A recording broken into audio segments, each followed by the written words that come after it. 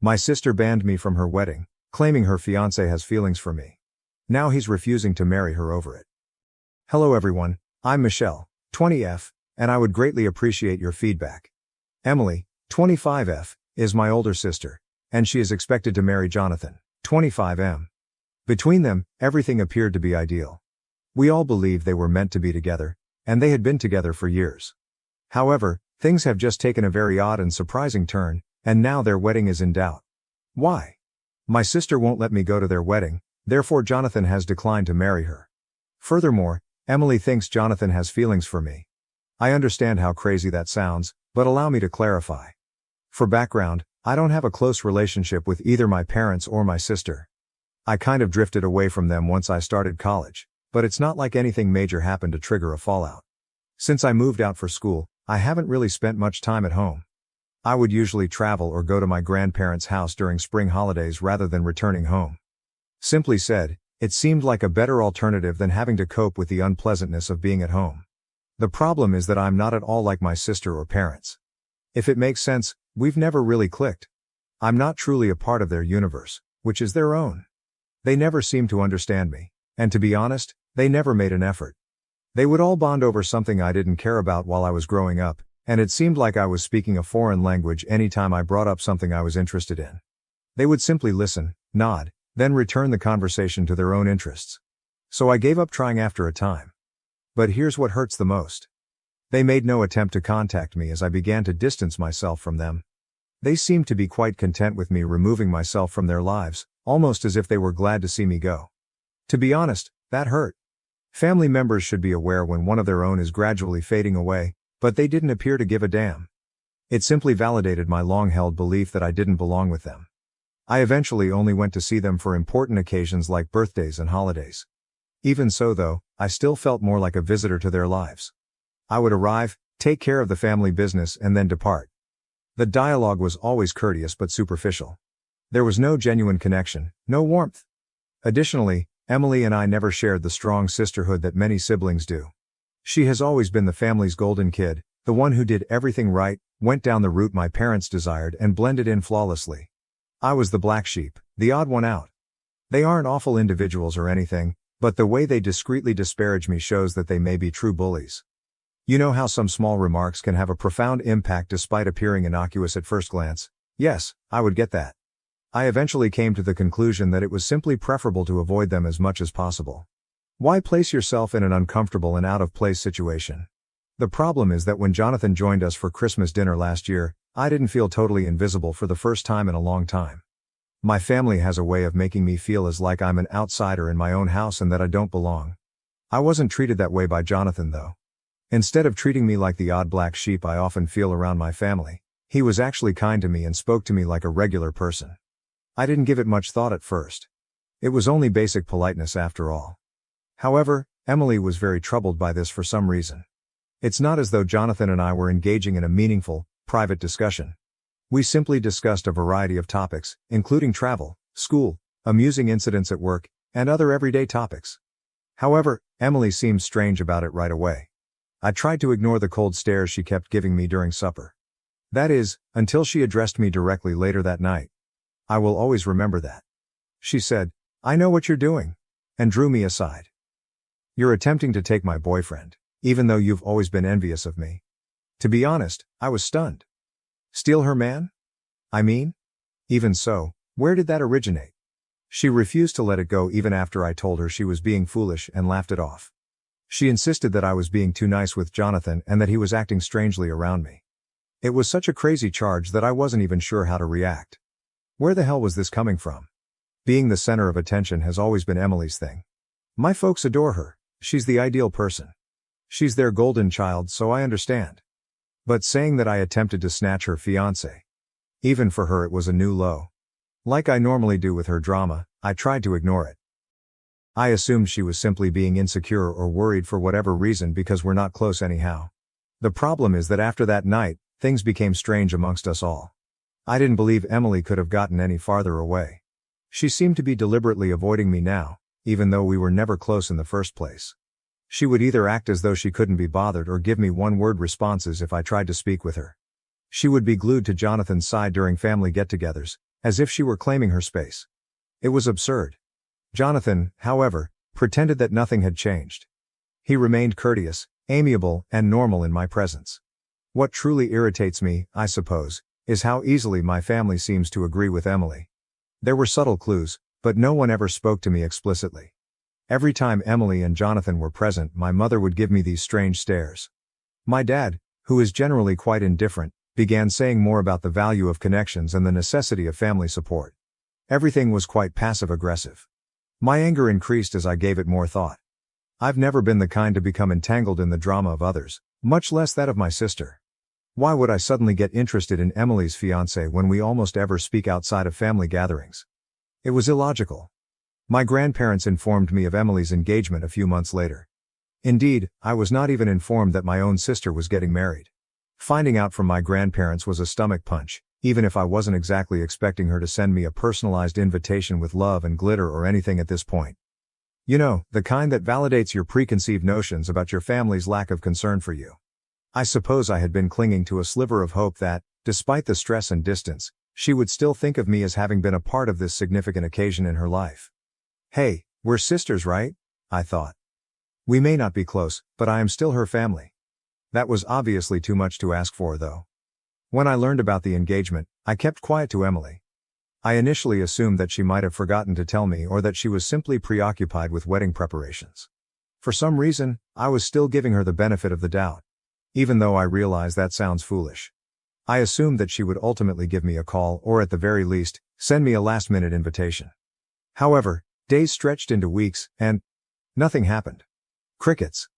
Then I got an unexpected call from Emily.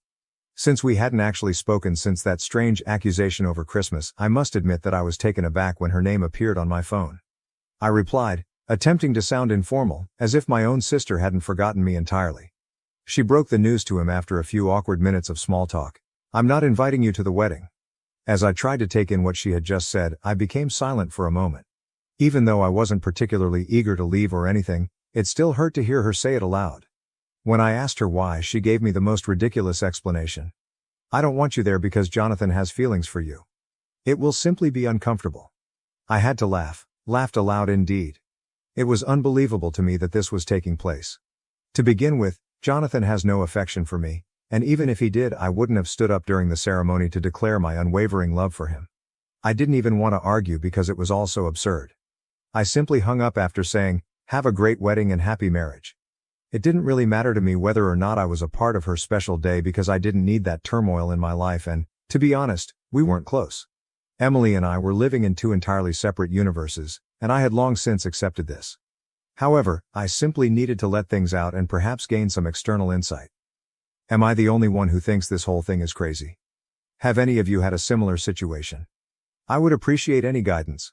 Update 1. I need to write this all down while it's still fresh in my head since yesterday was completely crazy. Emily's rehearsal dinner descended into total mayhem, and I was somehow pulled into the center of it all.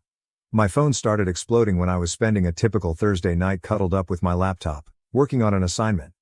I chose to ignore it at first. Lately, I've gotten fairly adept at that. However, in less than 10 minutes, I saw that I had 7 missed calls from my dad. My dad doesn't call more than once now. He's the kind that assumes you're busy if you don't respond right away and will try again later. 7 calls then? There was clearly a problem. He was trembling when I finally answered. He sounded like someone I had never heard before. Michelle, you must visit the location immediately. Like a broken record, he said, right now. He just replied, it's about Jonathan and Emily. When I inquired what was wrong. Just come, please. His voice was so desperate that I was a little alarmed. But here's the thing, did they really think that I would just drop everything and rush to their aid after all of the turmoil, allegations, and exclusion from the wedding? I told him just that. Remember, Dad, I'm not attending this wedding. Emily was rather explicit about that. Michelle, please, he replied. Jonathan is unwilling to hold the wedding without your presence. I was halted in my tracks by that. What? My phone beeped with another call, this time from Mom, before I could comprehend that bomb. She was crying, really crying when I turned over. She kept saying, your sister needs you. As if she had forgotten how they had all treated me during the previous few months. Listening to her cry about sisterly love and family loyalty when they had been okay without me until things went wrong was weird. Emily then called in a shambled, hardly comprehensible voice. Jonathan apparently showed up for the rehearsal dinner and asked me right away where I was. He lost it when Emily informed him I wasn't invited, but it was more subdued and disappointed than furious. He declared that he could not marry someone who would treat their own sister in such a manner in front of their friends, the wedding party, and both families. Recounting it, Emily sobbed into the phone. He claimed that after observing their treatment of me, he couldn't be a member of a family that would reject someone in such a way. I was just like Mom and Dad, he stated, adding that he didn't want to be around such poisonous behavior. If I'm being honest, a significant portion of me felt validated. At last, someone had witnessed what I had endured for years. In fact, someone had spoken up and declared that it was unacceptable. Emily wasn't finished though.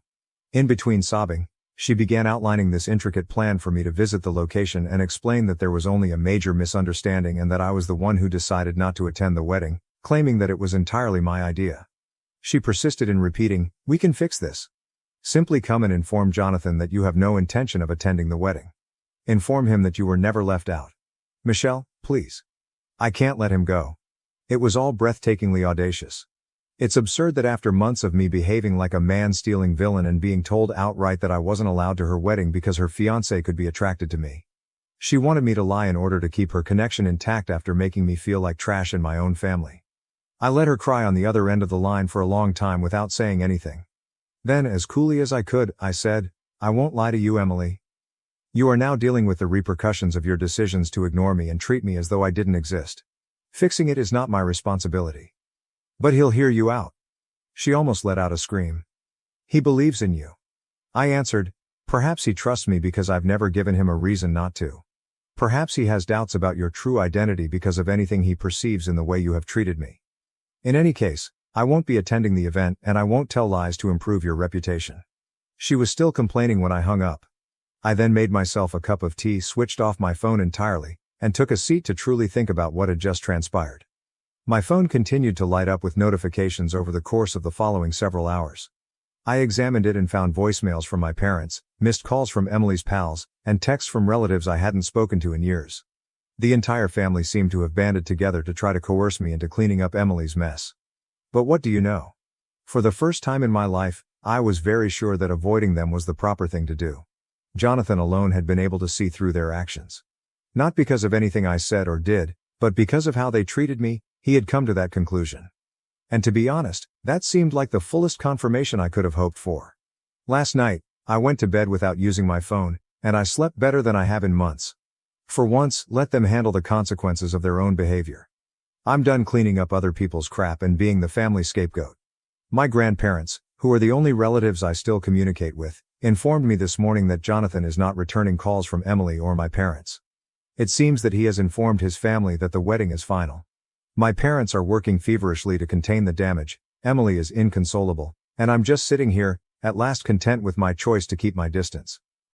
I realize this is lengthy, but I had to say it all. I appreciate all of the comments on my previous post that affirmed my choice to keep my distance from my family. You were okay. Sometimes it's best to take a back seat and let others deal with the fallout from their own behavior. Update 2. Many of you inquired about my early years and the reasons behind my prolonged estrangement from my family. Since it's a somewhat weighty story, I didn't delve into it in my first post, but in light of recent events, I believe this is a good moment to explore some of it. The problem is that I suffer from social anxiety. I always had the feeling that something was wrong with me as a child, but I was never able to articulate it. However, my parents were traditionalists who thought mental health conditions were merely pretexts. They would frequently say things like, "You need to toughen up," or "You're just being dramatic." They would label me weak or lazy if I ever showed signs of anxiety or a panic attack, as if I was choosing to feel that way. When I look back, I can see a lot of warning signs. I had this big presentation for English class when I was 15. The thought of standing in front of 30 students was a recipe for a social anxiety disorder.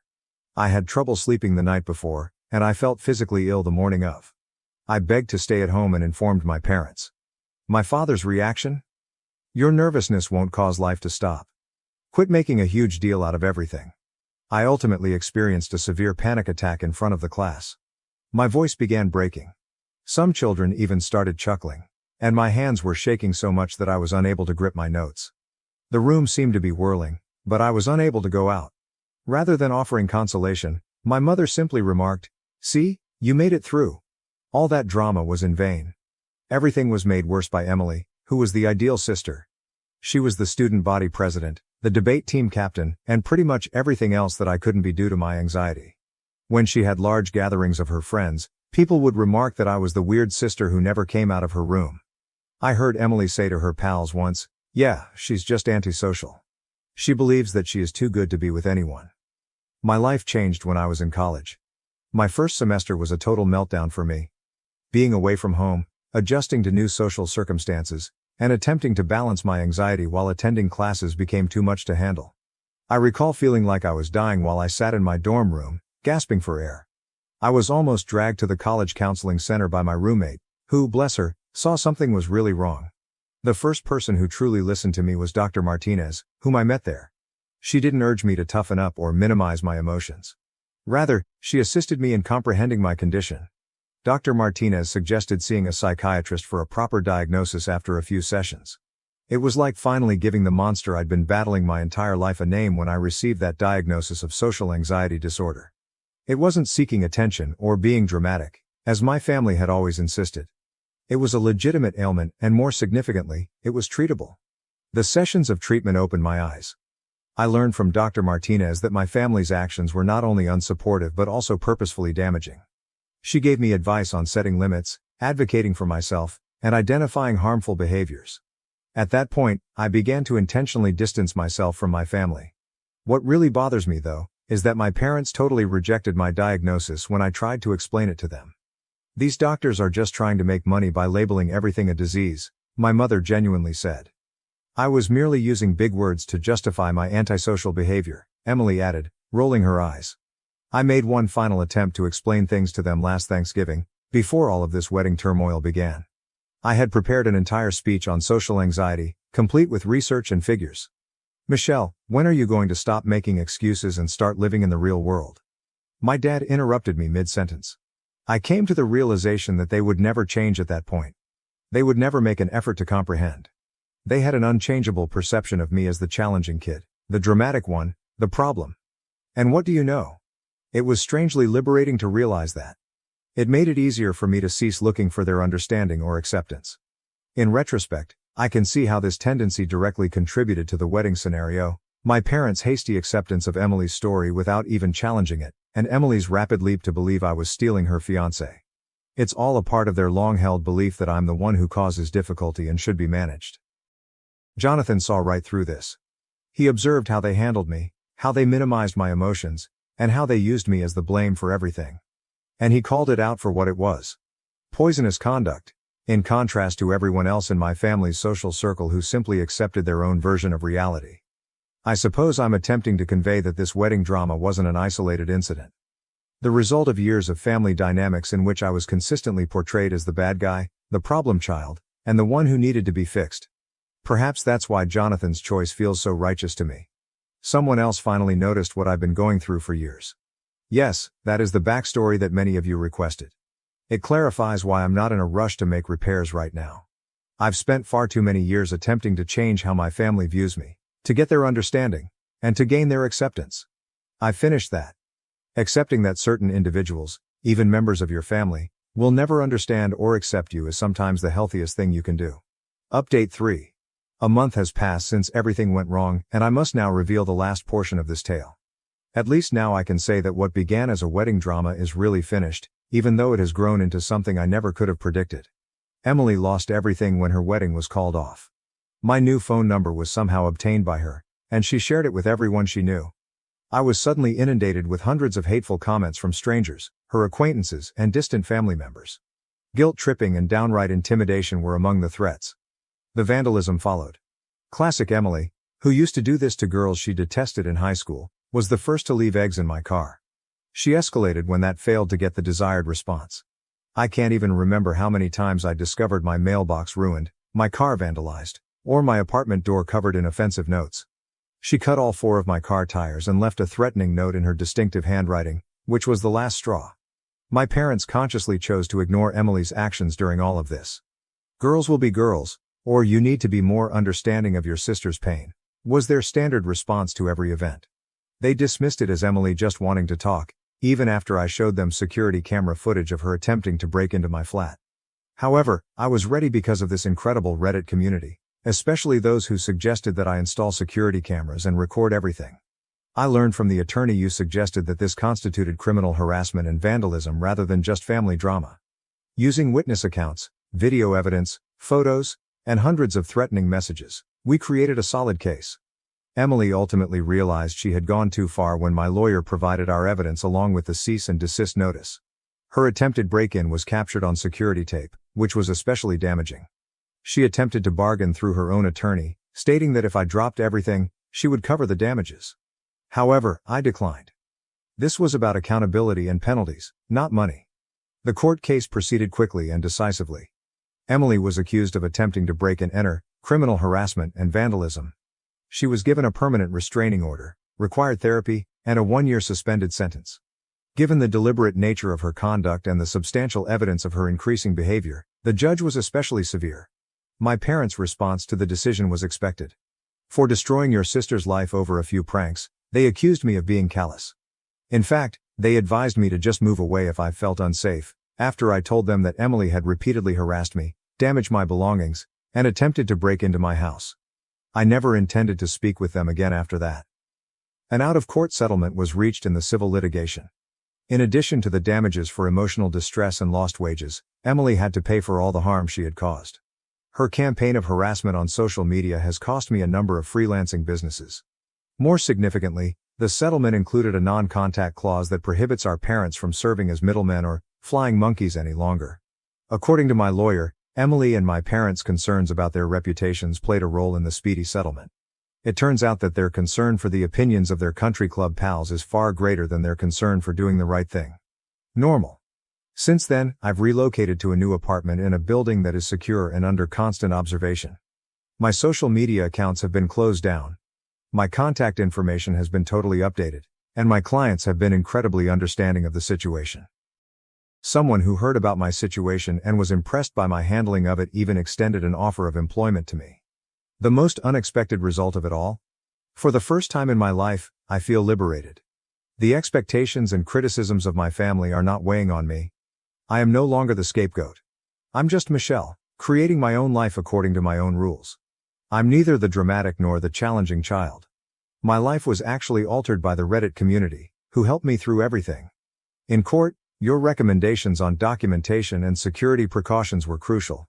When I started to doubt myself, your encouraging remarks kept me going, and your accounts of similar situations made me understand I wasn't alone. Remember that sharing DNA does not give someone the right to mistreat you if you're dealing with toxic family members. Walking away and letting them deal with the fallout from their actions is sometimes the healthiest course of action. It's about establishing limits and demanding respect, not about getting even. With therapy, my social anxiety is improving, but it's still there. It turns out that a lot of it was related to the continuous criticism and gaslighting I experienced as a child. Who would have thought that removing poisonous individuals might be such a successful treatment? I will no longer be updated now that this phase of my life is genuinely over. I'm concentrating on my education, profession, and creating a new network of chosen family members for support. I want to express my gratitude to everyone who supported me and followed my tale. You gave me the confidence to leave and the strength to advocate for myself. Living well is said to be the best kind of retaliation. The best closure, I would add, is knowing that you have finally advocated for yourself. I'm tired of being used as a scapegoat or victim by others. I've taken control of my life and will never look back. Reddit, thank you for everything and goodbye.